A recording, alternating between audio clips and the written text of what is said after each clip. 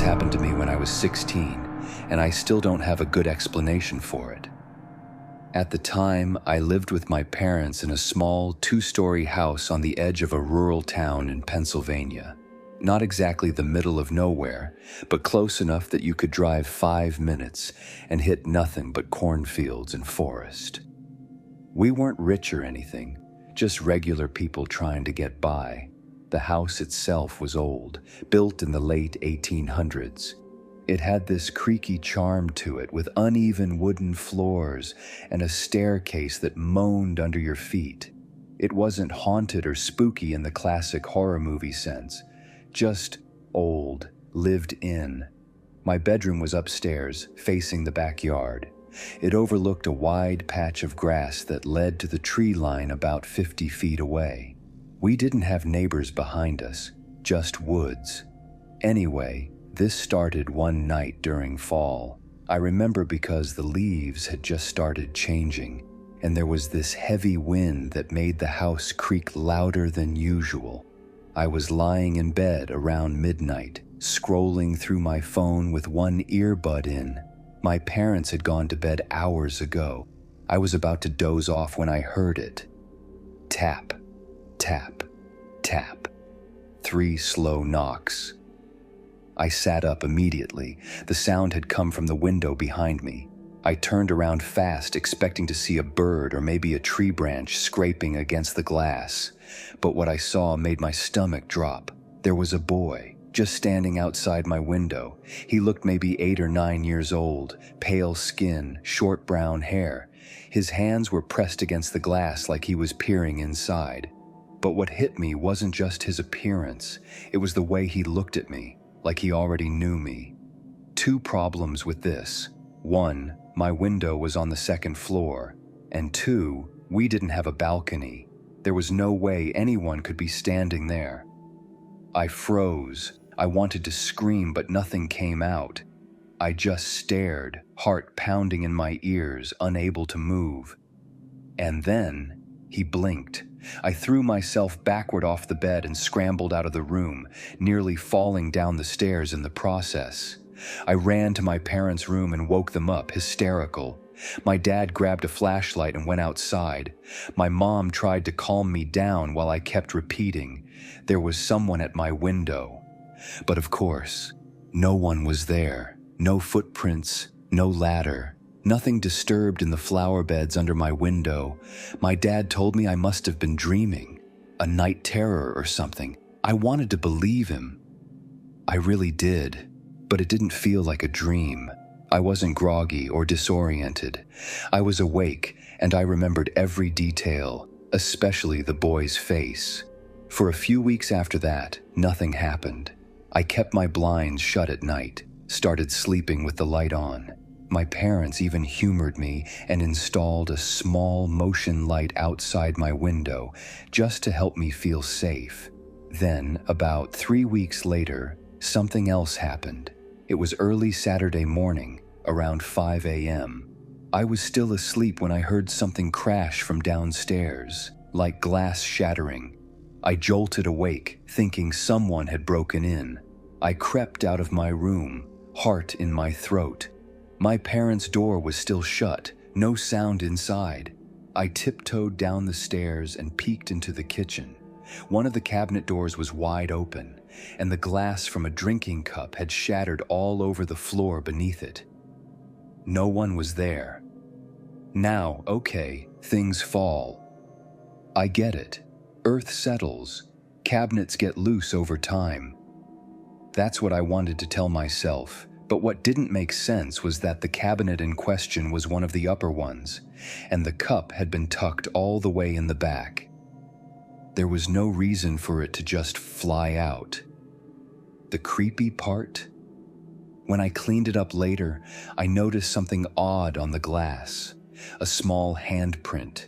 Too small to be mine. Too small to be either of my parents.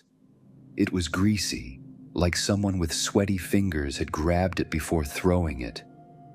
That same night, I had the worst nightmare of my life. In the dream, I was back in my bed. The room was completely dark except for a dim glow coming from the window. I turned around, and the boy was there again, but this time he was inside, standing at the foot of my bed, watching me. He didn't move, didn't speak. Then, in a voice I still hear sometimes, he whispered, "Why did you leave me outside?" I woke up drenched in sweat, and my bed sheets had been pulled halfway across the room like I'd thrashed hard in my sleep. My lamp was knocked over, and my closet door, which I always kept shut, was wide open. I didn't sleep for the rest of the night. The last thing that happened was about a month later. We were finally getting the house winterized. My dad was sealing up cracks in the basement walls, and we had an old chimney that hadn't been used in years. My dad decided to check the crawl space behind the chimney flue, just to make sure there weren't mice or anything before sealing it off. And that's when he found something, a shoe. Just one. Small, dusty, worn leather, like the kind kids wore in the 1950s. Inside the shoe was a marble, blue, glassy, perfect. He called me into the room and showed it to me, joking like it was a little buried treasure. But the second I saw the shoe, my heart dropped, because it was the same blue as the shirt the boy was wearing the night he appeared in my window. I didn't say anything. I just backed away, made some excuse, and locked myself in the bathroom. We never found any more shoes, no bones, no names, no records of any kids who'd gone missing from that property. Just that one little shoe, hidden away in a crawl space no one had touched in years. That was 2 years ago.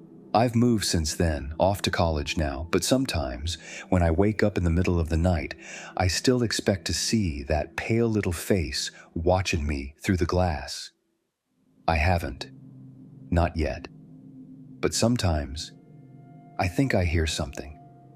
A soft tap, tap, tap at the window, and I never look. This happened back in 2014 when I was working night shifts as a janitor at a small private hospital in New Jersey. It wasn't anything fancy, more like a long-term care facility for elderly patients who needed around-the-clock monitoring. I had just turned 29 and needed something steady after losing my job in construction. The hours weren't ideal, but it paid better than retail, and the overnight shifts were usually quiet. I worked in a team of 3. There was Marcus, who handled maintenance, and Louisa, who cleaned the surgical floor.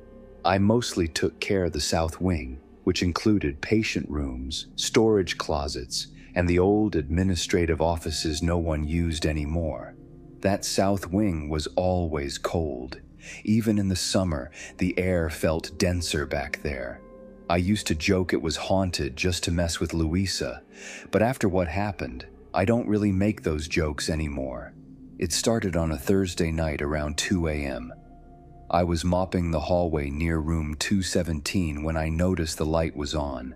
That wasn't unusual on its own. Some of the nurses did late checks, but what caught my attention was the sound. Soft humming. It was faint, but definitely coming from inside the room. Now this part is important. Room 217 had been empty for over 2 months. The last patient who stayed there had passed away, and they hadn't filled the bed since. I knew that because I cleaned it weekly, dusting, mopping, sometimes just standing in there while I let the floor air dry. The lights were always off, always locked.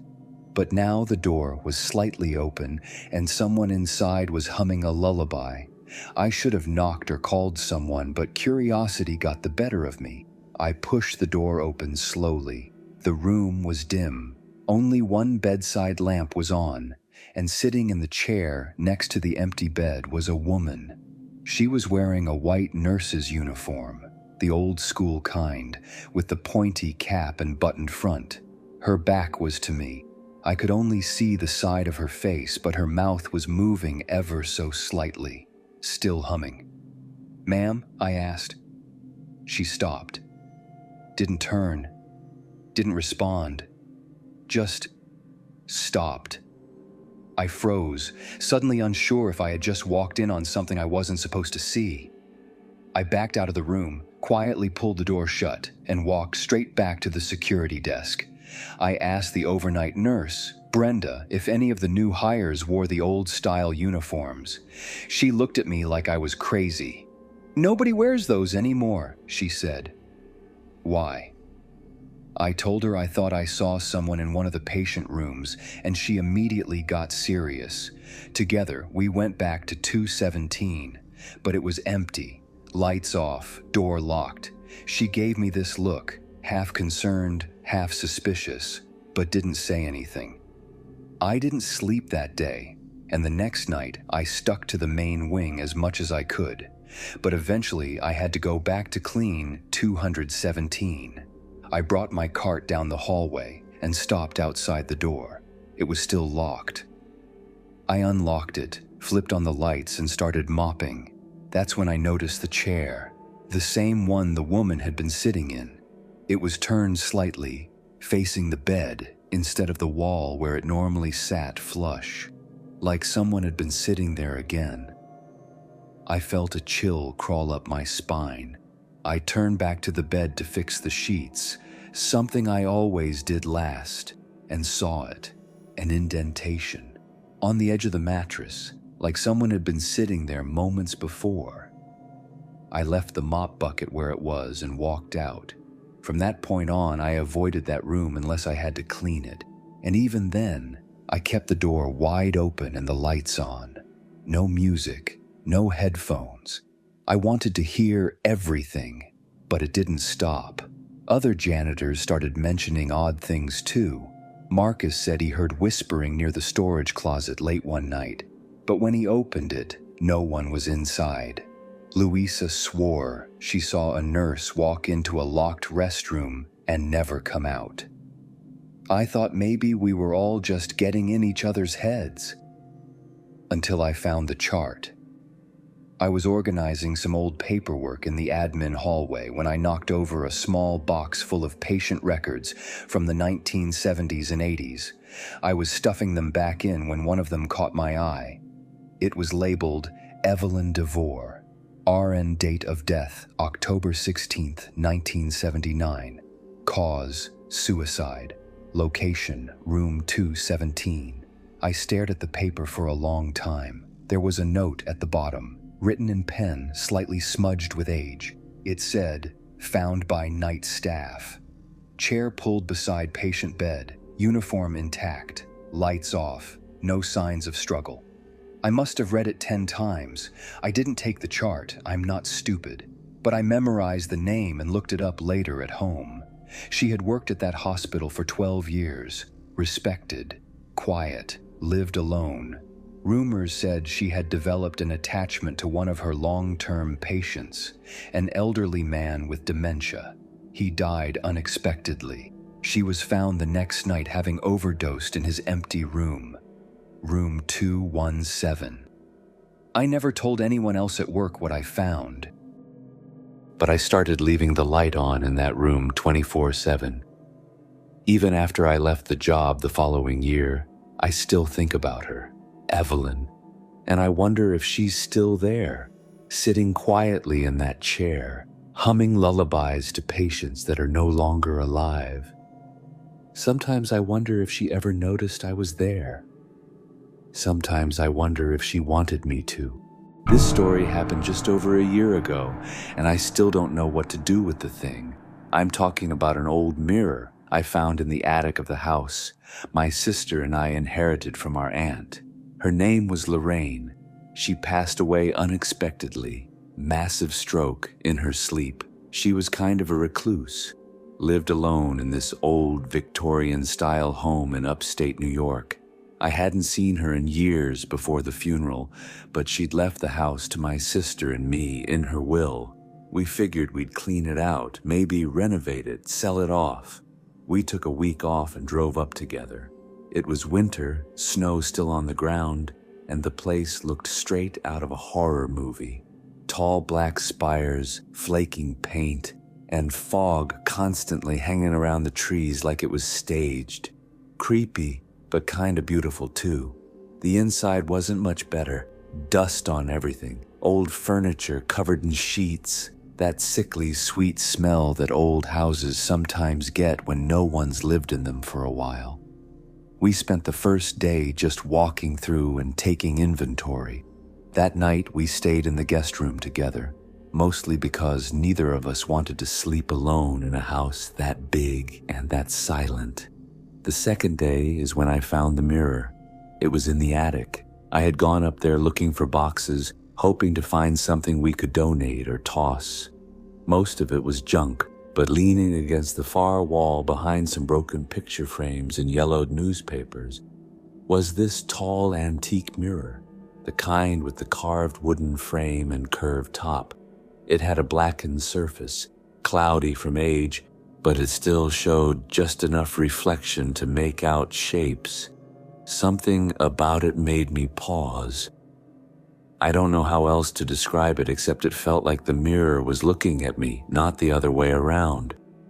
I called my sister up to see it, but by the time she came upstairs, I had already dragged it out into the middle of the attic floor. "Why'd you move it?" she asked. I shrugged. "I don't know. I just wanted to see it better." We joked that it looked cursed and called it the Dracula glass. We even took a dumb selfie in it, but in the photo, our reflections looked wrong, blurry, off-center, like we weren't standing exactly where we thought we were. We laughed it off, but later that night, I noticed something. I was brushing my teeth in the upstairs bathroom when I saw a movement in the hallway behind me. Just a flicker, like someone walking past the doorframe. I turned fast. Nobody was there. I figured it was my sister, but when I called out to her, she responded from downstairs. I tried to ignore it. It's an old house, right? Shadows play tricks, but it kept happening. Every time I looked into a mirror or a window, I'd see these quick little movements, always behind me, never full on, just suggestions. The third night was when things got serious. I was sleeping in the master bedroom. My sister had moved down to the guest room because she said she felt weird energy upstairs. I brushed her off at first, but when I woke up that night, I knew what she meant. It was freezing, not just cold, wrongly cold. I could see my breath even with the heater on, and the mirror. I had moved it to the corner of the bedroom earlier that day, thinking it would look cool once the place was cleaned up. But now, it felt like it was radiating cold, like the air around it was thicker. That's when I saw it. There was a figure in the mirror. It wasn't me. It was a woman standing where I should have been, facing me. Her face was just barely visible, gray skin, sunken eyes, and no mouth. Just smooth skin where her mouth should have been. I blinked, heart hammering. She didn't move, but then the mirror flickered like a ripple in water, and she was gone. I ran downstairs and stayed up all night with the TV on, trying to rationalize what I'd seen. Maybe it was a dream. Maybe I was just exhausted, but deep down, I knew it wasn't. The next morning, my sister asked me if I'd heard anything strange in the night. I asked what she meant. She said around 3:30 a.m., she thought she heard someone talking upstairs. A woman's voice. I told her I'd been up since 2 a.m. and hadn't said a word. That's when she got serious. She said she didn't just hear it once, it was for almost 10 minutes. Soft whispering, almost like a conversation, but only one voice. I knew then that it had to be the mirror. It wasn't just old, it was wrong. We both agreed to get rid of it. We didn't care if it was worth money or antique or whatever. We just wanted it gone. But when we tried to carry it down the attic steps, the base snapped clean off, like it had rotted through overnight, and the glass cracked, not shattered, just one long spiderweb crack right down the center. We left it there, leaning against the wall again, covered with a blanket. That night was our last in the house. We didn't sleep. Every sound made us jump. But the worst part? Just before dawn, we heard something dragging. Not footsteps. Dragging, like someone was slowly pulling heavy fabric across the attic floor. Neither of us went to check. We just sat in silence, clutching our phones until daylight. We left that morning, locked up the house, drove away, and never looked back. That should have been the end of it. But 2 months ago, I got a call from a realtor. Someone had bought the house. They were planning to convert it into a bed and breakfast. He asked if I knew anything about an old mirror with a broken base and a cracked pane. I told him to throw it out. But he paused, said it was gone before they even started renovations. No one remembered moving it. No one claimed to have taken it. And the attic door had been locked the entire time. So I asked him, "You sure it was ever there at all?" He laughed nervously. "I'm sure," he said, "because the first time I showed the house, the client swore they saw someone standing in that mirror."